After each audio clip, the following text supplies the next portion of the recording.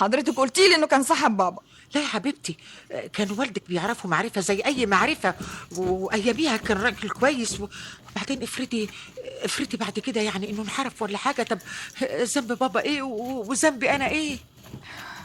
انا اسفه يا ماما، بس انا احرجت قوي.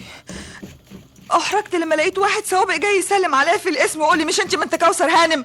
طب ما انت طول النهار يا حبيبتي بتتعاملي مع حرامية ولصوص. ايوه بس ما فيش صله بيني وبينهم، ده شغل. طيب يا حبيبتي، إذا كنت انت عايزة تحولي الحرامية لناس شرفة، يبقى عايزاني أنا وباباكي نتعامل مع ناس ما يكونش في مستقبلهم حاجة وحشة.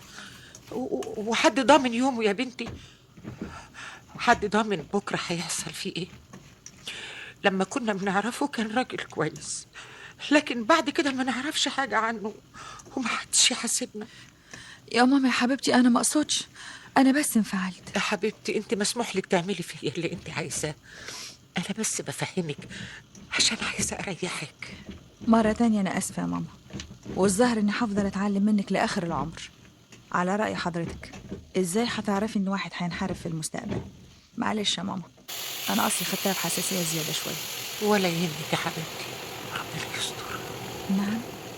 يلا حبيبتي، غيري هدومك علشان جوزك لما يجي يلاقيك في البيت ده هينبسط جدا. حاضر يا ماما. سلام لاجدع هجام. اهلا شرابي، اتفضل اقعد. ايه، نبطل كوتشينه ولا تلعب معانا؟ لا، عايزين نتكلم شويه. تحت امرك. الشارع حامد. عندك شاي غير المطلوب وعندك 3 من يصلحوا. قال لك زكي؟